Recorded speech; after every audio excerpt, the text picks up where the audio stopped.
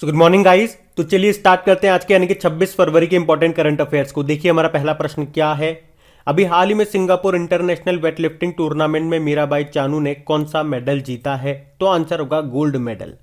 तो ओलंपिक रजत पदक विजेता है मीराबाई चानू और अभी इन्होंने सिंगापुर इंटरनेशनल वेटलिफ्टिंग टूर्नामेंट में महिलाओं की 55 किलोग्राम 55 किलोग्राम कैटेगरी में गोल्ड मेडल जीता है। और इस तरह से 2022 में जो राष्ट्रमंडल खेल होंगे, कॉमनवेल्थ गेम्स होंगे, उनके लिए क्वालिफाई कर लिया है।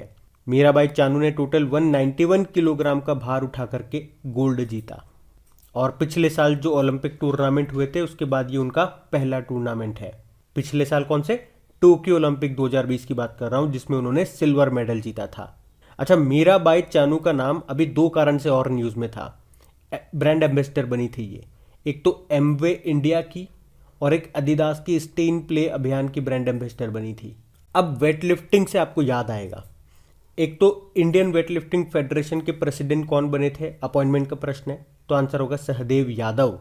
और दिसंबर के महीने में हमने पढ़ा था ताशकंद में जो कॉमनवेल्थ वेटलिफ्टिंग चैंपियनशिप 2021 हुई थी, उसमें संकेत महादेव सागर ने गोल्ड जीता था। याद होगा आपको इनका नाम।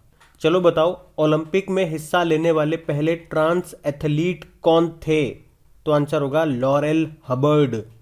मैं इनका नाम आपको क्यों बता रहा हूं यहां पे? क्योंकि ये भी एक वेट लिफ्टर ही हैं। उसके अलावा अगर आपसे पूछा जाए कि ओलंपिक में पदक जीतने वाली पहली भारतीय महिला कौन बनी थी, तो आंसर होगा कर्णम मल्लेश्वरी। ये भी एक वेट लिफ्टर ही थी।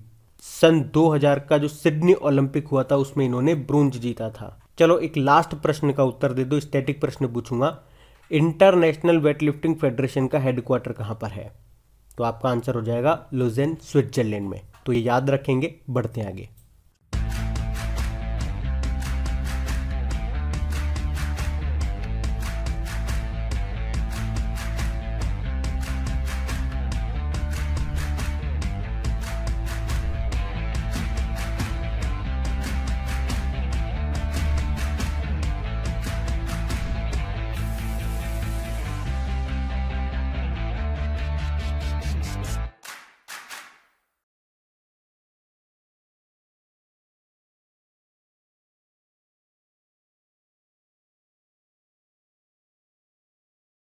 फिर बताइए, अभी हाल ही में केंद्रीय मंत्री जो हैं सर्बानंदा सोनोवाल, उन्होंने कहां पर निकर्षण सदन म्यूजियम का उद्घाटन किया? तो आंसर होगा विशाखापत्तनम में। सर्बानंदा सोनोवाल की बात करते हैं। कौन सा मंत्रालय इनके पास है? एक तो जहाज मंत्रालय यानी कि शिपिंग मिनिस्ट्री इनके पास है और आयुष मंत्रालय भी इन्हीं के पास है। और अभी इन्होंने ही विशाखापत्तनम में निकर्षण सदन या इंग्लिश में आप बोल दीजिए ड्रेजिंग म्यूजियम, इसका उद्घाटन किया है। अब इसमें क्या होगा? तो पुरानी पुरानी जो समुद्री संरचनाएं हैं, समुद्र के अंदर जो मशीनें जाती है, जैसे कि साफ सफाई करने वाली मशीनें हो गई, या पुरानी तस्वीरें हो गई, या ऐतिहासिक मील के पत्थर हो गए, तो उन सब का यहाँ पे प्रदर्शन किया जाएगा इस म्यूजियम में।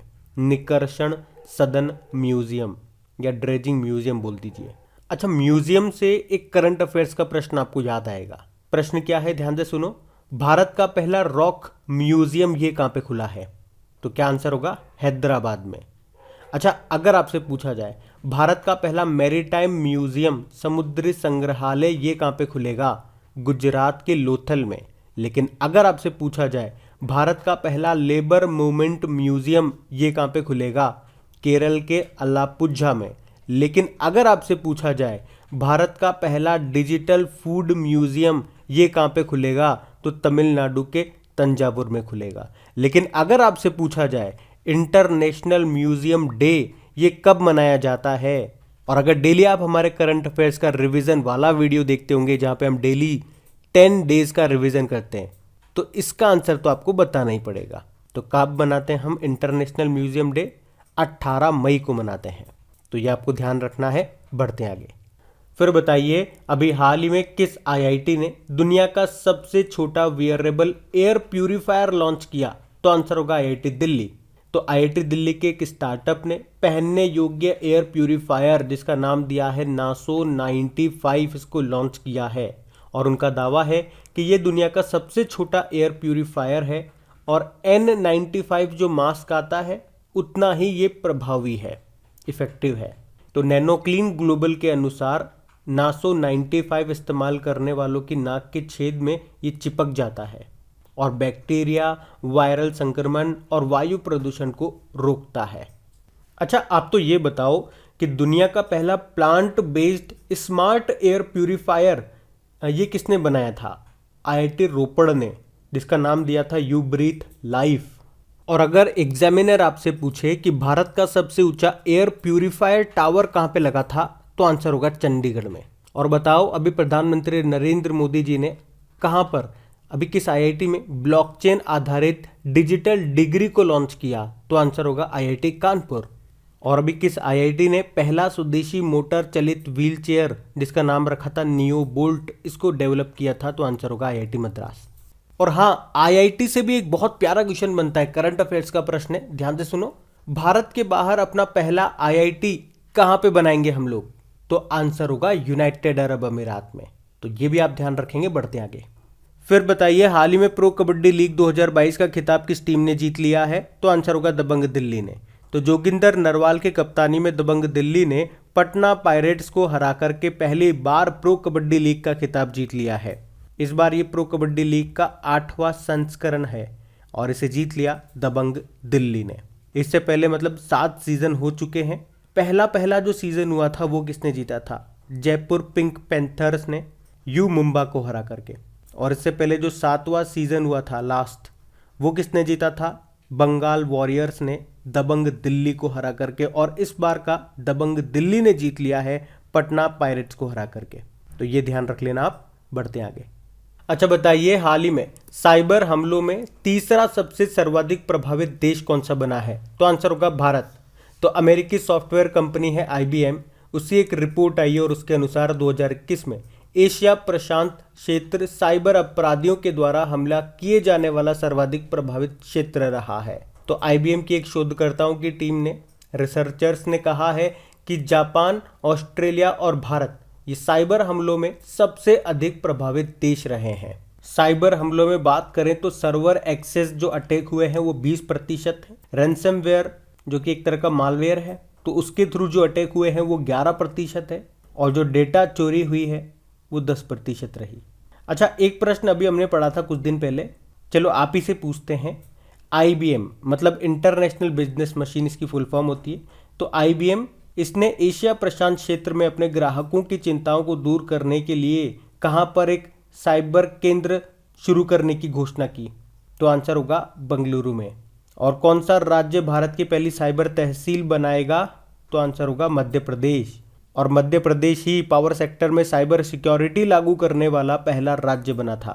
अच्छा बताओ, 2021 में पिछले साल एक इंडेक्स आया था, ग्लोबल साइबर सिक्योरिटी इंडेक्स, उसमें भारत कौन से स्थान पे था? भारत 10वें स्थान पे था। टॉप पे US था। और इसको जारी किसने किया? इंटरनेशनल टेलीकम्युनिकेशन यूनियन ने। तो ये ध्यान रखना है। बढ़ते आगे। अच्छा बताइए, अभी हाल ही में MBBS की पढ़ाई हिंदी भाषा में शुरू करने वाला देश का पहला राज्य कौन सा बन गया? तो आंसर होगा मध्य प्रदेश।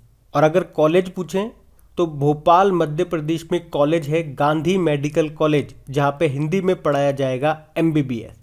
तो इस प्रकार से आप कह सकते हो गांधी मेडिकल कॉलेज ये देश का पहला मेडिकल कॉलेज बन गया है जहां हिंदी में MBBS पढ़ाया जाएगा।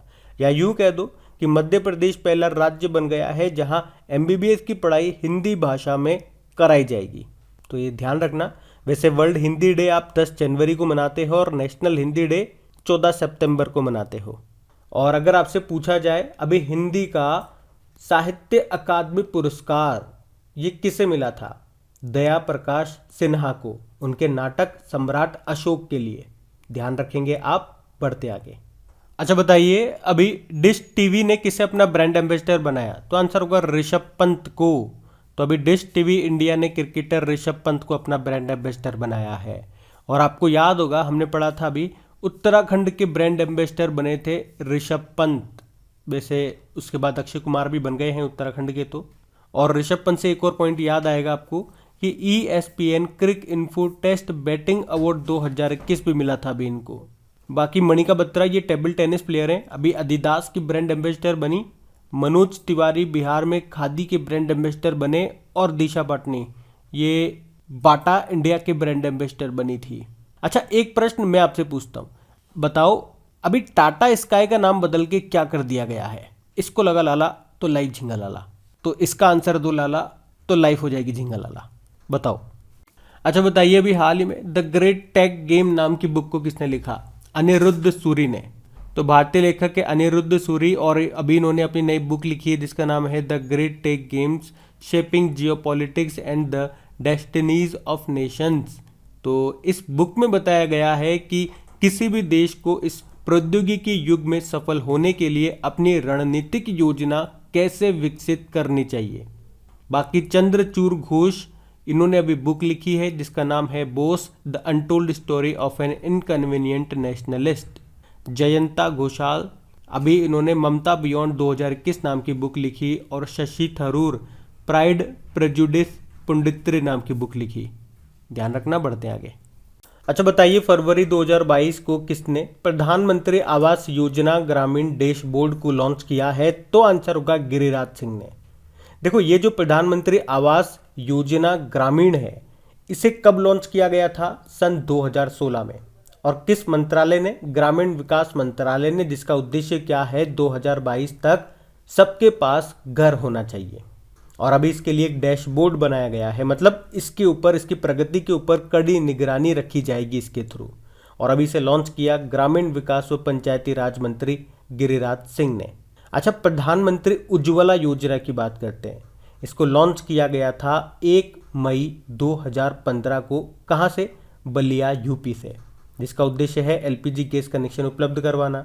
अभी उज्ज्वला 2.0 भी आई, जिसे अभी लॉन्च किया था 10 अगस्त 2021 को। कहाँ से? महोबा, यूपी से। इसका उद्देश्य क्या है? 1 करोड़ अतिरिक्त एलपीजी कनेक्शन करना।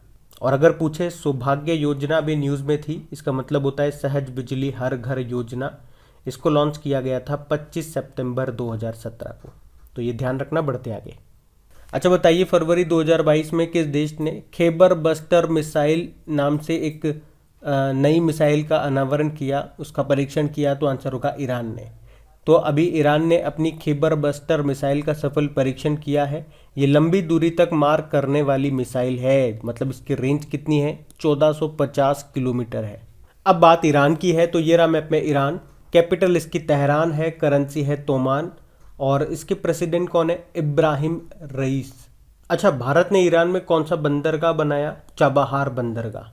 और अगर पूछे अभी शंघाई कोऑपरेशन ऑर्गेनाइजेशन का नवा मेंबर कौन सा बना? तो आंसर होगा ईरान। और अभी ईरान के पहले राष्ट्रपति का निधन हो गया, उनका नाम था अबुल हसन बानी सदर। और अभी ईरान के पहले उपराष्ट्रपति बने थे मोहम्मद मोखबर, उनका नाम है। और ईरान का सबसे शक्तिशाली सुपर कंप्यूटर का नाम क्या है? सिमॉर्ग है। तो ये ध्यान रखना, बढ़ते आगे। अच्छा बताइए, अभी हाल ही में समुद्री वन्यजीव अपराधों से निपटने के लिए किस राज्य सरकार ने मरीन एलीट फोर्स का गठन किया? तो आंसर होगा तमिलनाडु। तो अभी तमिलनाडु सरकार ने समुद्री वन्यजीव अपराधों से निपटने के लिए मरीन एलीट फोर्स का गठन किया है, जिसका उद्देश्य क्या है? समुद्र के अंदर जो भी वन्यजीव हैं उनकी तस्करी को रोकना, उनके अवैध शिकार को रोकना ही उसका मेन उद्देश्य है। और कहाँ पर ये करेंगे? तो मन्नार की खाड़ी में। अच्छा, तमिलनाडु के तट को क्या कहते हैं? कोरोमंडल तट कहा जाता है। और वैसे केरल के तट को क्या कहते हैं? मालाबार तट। आप तो मैप में देखिए, ये रहा तमिलनाडु। कैपिटल इसकी क्या है? चेन्नई है। यहीं पे आपको चमड़ा अनुसंधान केंद्र भी मिलेगा। और यहाँ के मुख्यमंत्री का नाम क्या है? MK स्टालिन, द्रविड़ मुनेत्र कड़कम पार्टी से हैं। और गवर्नर कौन है? RN रवि हैं। यहीं पे आपको मीनाक्षी मंदिर भी मिलेगा। और तमिलनाडु का 38वां जिला मयिलादुतुरई बना था। भारत का पहला संगीत संग्रहालय ये तमिलनाडु में ही खुला था। और अभी तमिलनाडु का विल्लुपुरम जिले में जो काजुवेली वेटलैंड है, उसको 16वां पक्षी अभ्यारण्य घोषित किया गया था। अच्छा बताओ, अभी सैयद मुश्ताक अली ट्रॉफी को किसने जीता था? तमिलनाडु ने, कर्नाटक को हरा करके। तो ये आप याद रखना, बढ़ते आगे। फिर बताइए, उड़ान एक मजदूर बच्चे की पुस्तक के लेखक कौन है? तो आंसर होगा मिथिलेश तिवारी। तो अभी भजन गायक हैं अनूप जलोटा, उन्होंने ही इस बुक को लॉन्च किया है, उड़ान एक मजदूर बच्चे की, और इसे लिखा है मिथिलेश तिवारी ने। इसमें कैप्टन एडी मानेक के बारे में बताया गया है, जो टैलेंटेड युवाओं को कप्तान बनाते हैं, उन्हें ट्रेनिंग देते हैं और उनका पूरा परिवार को फ्लाइंग फैमिली ऑफ इंडिया के नाम से जाना जाता है। उनके बारे में इस बुक में बताया गया। बाकी बिल गेट्स, इन्होंने how to prevent the next pandemic नाम की बुक को लिखा। सागरिका घोष अटल बिहारी वाजपेयी के नाम पे बुक लिखी है, उन्हीं के नाम पे। नवदीप सिंह गिल गोल्डन बॉय नीरज चोपड़ा नाम से एक बुक लिखी इन्होंने। तो अब बात करेंगे कल की वीडियो में पूछे गए प्रश्न के उत्तर की। तो कल के वीडियो में आपसे पूछा था कि नदियों में नाइट नेविगेशन मोबाइल एप्लीकेशन को लॉन्च करने वाला देश का पहला राज्य कौन सा बना, तो आंसर होगा असम। आप सभी ने प्रश्न का बिल्कुल सही उत्तर दिया है। और गाइज, अगर सेशन अच्छा लगा, हेल्पफुल लगा, तो प्लीज़ इसे सपोर्ट ज़रूर कीजिएगा। इन वीडियोज़ को आप सपोर्ट करोगे तो हमें भी मदद मिलती है, हमें भी मोटिवेशन मिलता है इसे इसी तरह से कंटिन्यू रखने में। तो इसे अपने दोस्तों के साथ में शेयर ज़रूर कर देना, जो भी आपका व्हाट्सएप ग्रुप हो गया, फेसबुक ग्रुप हो गया, और लाइक करना मत भूलना। और इन सभी क्वेश्चंस का कुछ बना करके आपके क्रैक एग्जाम एप्लीकेशन पे अपलोड कर दिया गया, जहां पे आप इनकी प्रैक्टिस कर सकते हो, अच्छे से रिवीजन कर सकते हो। वहीं पे इनका पीडीएफ भी आपको मिल जाएगा। और टेलीग्राम यूज़ करते हो तो उसका लिंक भी आपको नीचे डिस्क्रिप्शन में मिल जाएगा। बाकी ये रहा आज का आपका होमवर्क प्रश्न।